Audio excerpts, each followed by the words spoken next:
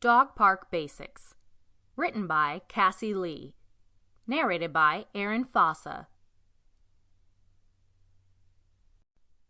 Introduction. Growing up, we always had dogs, but it never even occurred to us to take them to a dog park. Honestly, I'm not even sure dog parks existed back then. They certainly didn't exist in the town of 100 people I started out in. Maybe they existed somewhere when I was older and living in a larger metropolitan area. But if they did, I didn't know about it. And we certainly didn't take our dogs there. Our dogs were house dogs for the most part. We usually had 2 or 3 the whole time I was growing up, and they spent their days in the house and in the yard. That's just the way it was, and I never questioned it. I might occasionally take one for a walk in the nearby park, but that was taking her on leash with me when I went for a walk. It wasn't about finding a place for her to play and let off some steam. Fast forward 20 years, and I'm well into adulthood, and haven't had a dog that whole time. And I end up with a puppy I hadn't planned on owning. Long story short, my mom bought a puppy for herself.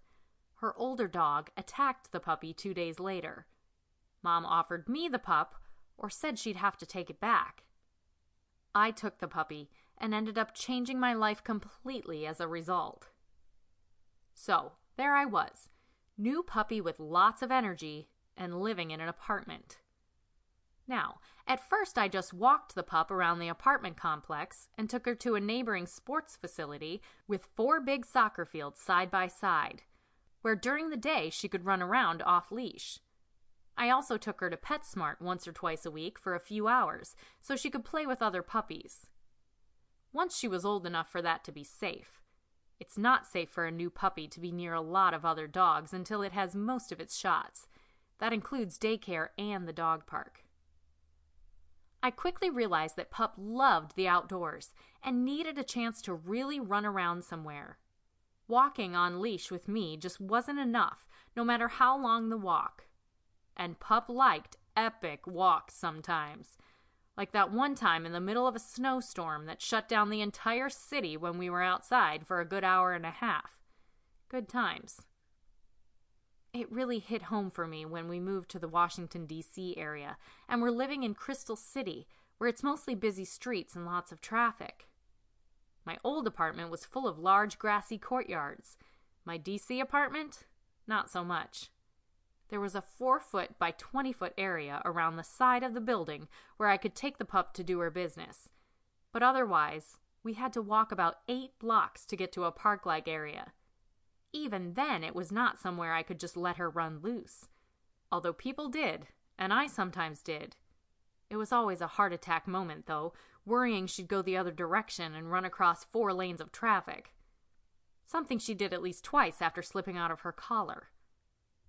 So anyway, there we were in D.C. I had a 6-month-old, energetic puppy who wanted to walk for an hour or so each time we left the building, and who wasn't getting as much puppy playtime as she should have been. Although we did occasionally have a little play session in the lobby with one of her puppy friends, something that amused the front desk staff, fortunately, but didn't really please the other residents in the building. Enter the dog park. There were tons of them in the D.C. area.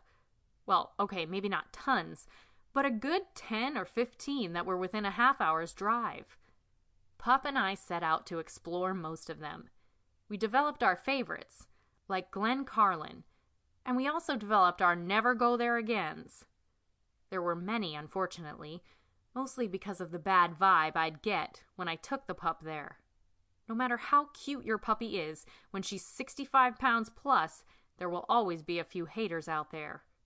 And some people are just very territorial about their park, like it was built especially for them. When we returned to Colorado, we actually moved into a house with a yard. But it wasn't enough for the pup.